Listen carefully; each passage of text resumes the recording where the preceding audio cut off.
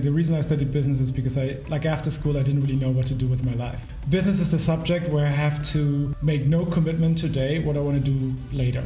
You started with 4 co-founders. Why not alone? So we got really, really excited about that because it felt like a problem that we were passionate to solve, and at the same time a great business opportunity. That Blinkist is the one that survived and is thriving and obviously has the best way of delivering the whole product. But then reality hit pretty quick. The crisis, so to speak, we had. Hi there and welcome to a new episode of Impact Talks. Today we have the co-founder and managing director at Blinkist, Niklas Janssen, with us. Blinkist is pretty well known. A lot of my team uses it. But Niklas, I'd love to know from you what Blinkist is and how you started this journey. Thanks for having me. Simply put, Blinkist is a product that offers you the key insights from the world's best nonfiction books, and since yesterday also from podcasts. So for people that are busy, that don't have time to read a full book, we provide an easy access to the information, and then you can still decide as a user if you want to go deeper and read a full book, or if you want to stick with the key insights that we provided you.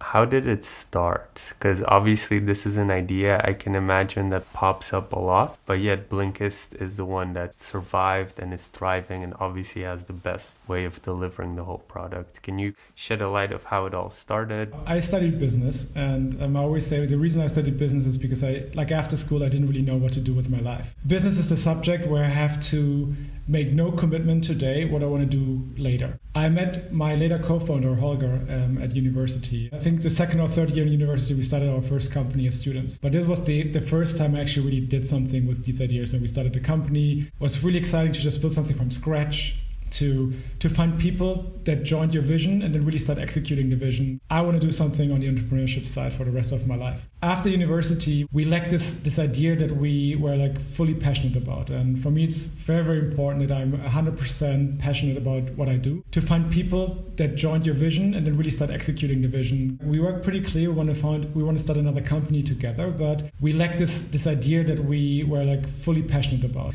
And I worked in M&A corporate finance, so something very different from what I did before and what I'm doing now. I was interested in M&A, corporate finance in university. The way my mind works is that I have to really get into something to explore. We started brainstorming ideas of businesses we could start, and really the observation that we made that we all shared one problem, and the problem we shared was not being able to read books anymore. So we got really, really excited about that because it felt like a problem that we were passionate to solve, and at the same time a great business opportunity. That in 2011, 2012, there was a big change happening, and the change that was happening was that people started reading on their mobile phones. So we saw this problem, we saw this change in behaviors, and we just brought these two things together, and this was the initial idea for Blinkist. Just within a second, the answer was yes. And so the week after, I went back to the office, I quit my job, quit my apartment, we all moved to Berlin, and roughly 3 months later, we just were all working out of a co-working space and starting on Blinkist. And yeah, probably going to talk more about the experience, how we did it. So much to unpack there. I'll do it chronologically. So you started with 4 co-founders then, according to your story, right? Yeah. So why did you need that 4th one? I mean, technically you already started that with your second co-founder. You started already something in the past. Why not just him? Why not alone? Why did you involve a 3rd person and then a 4th person? What was the mindset going in involving so many people, and how is it like to have so many co-founders? Why 4? The initial team, the 3 of us, we were we knew each other from university, and we worked together on several projects before because we covered the business side, we had a content side, we had a marketing side. Somehow it just felt right to start a company with the 3 people. To be honest, I didn't really think about too much how many co-founders should we have or what is good size of a founding team. And so it just felt right to start with these 2 people. What we noticed is that we want to build a digital product. We were pretty clear that we need to build an app. To the market, we need a technical co-founder. And that is then how we ended up being 4, because then we searched for the technical co-founder. So we all met in one place. He has the technical chops, but we know about marketing, we know about content, we know about product. So the idea itself is worthless. The execution is everything, and execution needs more than one player, in my opinion. Why not do it alone? Because you were obviously working in M&A. I'm assuming the idea popped up. Why was your first instinct, I need a co-founder? Is it because you wanted to start that journey with your old friends, or because obviously you said the bug caught you, you wanted to do it, and only then did you start finding your co-founders? Why just not execute alone? Yeah, well, I think it never occurred to me to do it alone. I always loved working in teams, and as I said, I believe in this synergy of skills. And my co-founders, we were like very complementary in the skill set and the experiences we have. I mean, that still shows a lot of self-awareness. A lot of people don't kind of know their weaknesses and strengths. It sounds to me like you did something as a student or in your childhood. What was happening before this whole story that you started getting so self-aware, or were you self-aware your entire life? Like I always liked to work in teams, and I think from a pretty early age I knew on what I'm good at and what I'm not that good at. Like reflecting on what went well and thinking through why it didn't work well is something I've been pretty much doing for like the last 15 to 20 years. It wasn't a big failure, but it was also not a big success. A lot of people are happy with just, let's say if we put numbers on it, getting like a bit more than a standard salary. And so it's almost like a freelancer mindset, I say, getting to like 6 figures or like very high 5 figures. But then I notice, especially among my friends who start a startup and then exit them, there's a different type of mindset where it's like, how can I reach hundreds and millions of people? Where does that come from for you? Why do you need to go so big? Why not be satisfied with, something nice that you set up in the consulting sphere? That's the big question. A friend of mine just a few weeks back said, because I was talking about a new project I started, he's like, well, you never get enough. You always want more. Yeah, that's somehow true. But I don't know really why that is. So I think I've always kind of like was driven by creating impact and making most of the time that I invest in something. So I think just like I want to leverage the time I put into something and then strive for a big outcome rather than just doing something that's small and satisfying. I think if I really go, and this is also why passion is so important, what I said earlier, it's like if I really go all in on something, then I also want to strive to have the biggest outcome or the biggest impact possible. Yeah, it was like one of my motivations also to study. It's like, okay, I want to leave the city. I want to kind of like be somewhere else. I want to explore big cities. So I'm now living in Berlin. Before that, also like lived in Madrid for a while. So I think always I like to kind of like live in these like big, very kind of like vibrant cities. But so yeah, we were kind of like starting and like also trying to be like a little bit kind of like, trying to be a little bit cool, like we got our skateboards and used the skateboards to drive through the office and put a freezer into the office with beer. So we kind of like living our own life, like feeling we're our own boss. We can now do whatever we want, right? It's kind of like the first time when your parents leave for the weekend and you're alone at home. It's like, okay, it's now my house here. I'm just going to do whatever I want.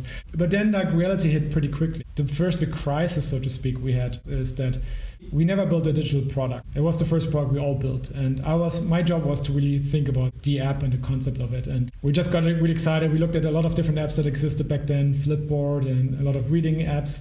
And we just put everything together we found and tried to create a concept out of that. And at some point, my technical co-founder comes to me and says like, hey, Nicholas, we have a problem. I was like, what? Like, I cannot build all these screens. And my first reaction was like, why not? And he said like, it's too many. And it's like, then just work faster.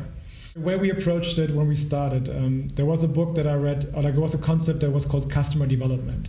Understand your customer and then develop the solution for your customer. And that's how we approached user research back then. It's just like, I think today user research for me is twofold. There's of course a team of user researchers here also at Blinkist, and their job is to create research projects with big questions and then find the right methodology to go after it. Is it a focus group? Is it a survey? Is it a diary study? There's so many different ways, and creating research reports that help us to make the right decisions. And the other user research part for me is still kind of like this connection to your customer. So, and this can be very informal, but just like talk to your customers because it builds intuition. Like the good thing about Blinkist is we have many people that love to talk to us.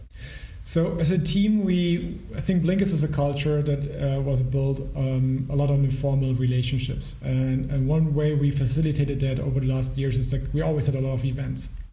And with like around 40 people, we started noticing that the structure wasn't really working anymore.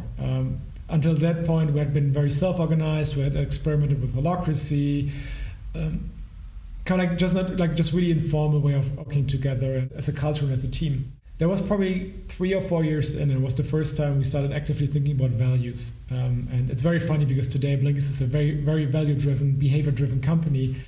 You always have a culture. If you actively develop it or not, there's always a culture that's somehow created by the behaviors you show. And I think good companies are aware of their culture and they codify their culture. And what it means is you just have words to explain your culture, because then you can talk to your team about culture and you can say, hey, this is how we want to work and this is not how we want to work. And it was really kind of like a big change for us, because I think we finally had a foundation that we can all work, that we can like really base on. So I think the big lesson for me is like culture is something that should always be top of mind from day one, and you should always try to actively work towards the culture you want to have. And then codify it so that you have language that you can use to explain and discuss this culture. I always define these type of problems by, what can we use as a strategy, as a system to make sure that these values happen. So do we buy something? Like, for instance, our entire company runs on Mac, not Windows, even though in the beginning we didn't know if that was going to change much, but it did. So that's hardware. Software, communication channels become important, like Slack. What are things you do, especially at that amount of people, to make sure those values keep? I think first it starts with the clarity on like what are the values and what do they mean for us. And I think values are nothing else than what do we value as a team, as individuals. So what is important for us? Because in the end, what values should create is behaviors. The way I always think about this thing, the most important thing in the end, it always starts with you. It always starts with the leadership of the company. So you have to role model. You have to like live up to your values every day. Because if you don't live up, you cannot expect anyone else to live up. How did you go about finding the right coach? And was it someone who built a business as well? Or what kind of person is a coach? I had like some criteria in my mind. I'm not this kind of like checklist person. It's not like, okay, here are the 5 things I need to see and I'm going to check them off. But for me, it's more, I have a rough idea what I'm looking for, and then I'm just going to talk to people, and then in the end, like either it clicks for me or not. Why not create an advisory board, or you have investors? Why not talk to them? I'm pretty sure they'd be willing to mentor or help. Why specifically get a coach? The difference I see as a coach is not an advisor or not a mentor. A coach is someone who's a thinking partner for me. Is there to make you even better, not to fix your problems. I kind of love to roll out the red carpet for you, let the people know what you have going on, what is happening, where they can find you, or anything that you want to share. Take this as inspiration, but find your own way. I do think too often we try to be like someone else, or we think we have to be like someone else, and I think life is too short to copy someone else. Find your own way. Get as much input as you want, and it's really cool to get exposed to many ideas and ways of life.